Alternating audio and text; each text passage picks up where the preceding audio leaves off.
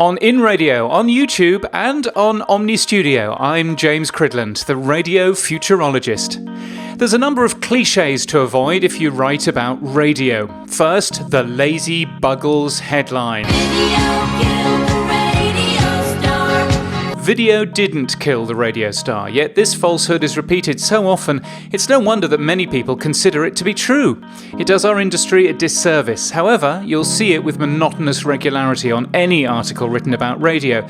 But I'm noticing another radio cliché, the lazy antique radio photo. See these and other RCA Victor personal radios at your RCA Victor dealers. Radio receivers from the late 1940s are beautiful things, there's no doubt about it. They were built to be a piece of furniture and to be the centerpiece of your living room. They're all polished walnut, Bakelite tuning controls, glowing dials. So it's hardly surprising that when it's time to write a piece about today's radio industry, websites and newspapers lazily reach for an antique radio photo. Whatever the story is about today's progressive modern radio industry, it's accompanied by a photograph making us look quaint and old-fashioned.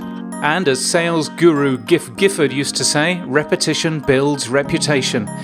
Particularly for the web, where templates normally mean that every story requires at least one image to go with it, it's really tempting to run with an old evocative photo of a radio from times gone by. And I've done it too, because like you, I don't have enough decent radio photos. So here's how I think we can fix this.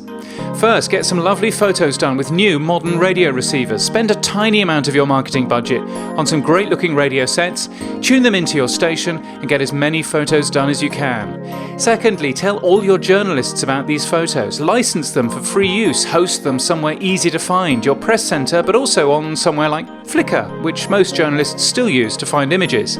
Link to these images from the bottom of every single press release you send out, so there's no excuse. And number 3, tell me where these photos are too. I promise I'll link to as many as I can. My email address is james.crid.land. Together we can rid the world of lazy antique radio photos and, however subliminally, communicate that radio isn't yesterday's medium. You can get my weekly newsletter at james.crid.land and daily media news in your email every morning from media.info/daily. And until next time, keep listening.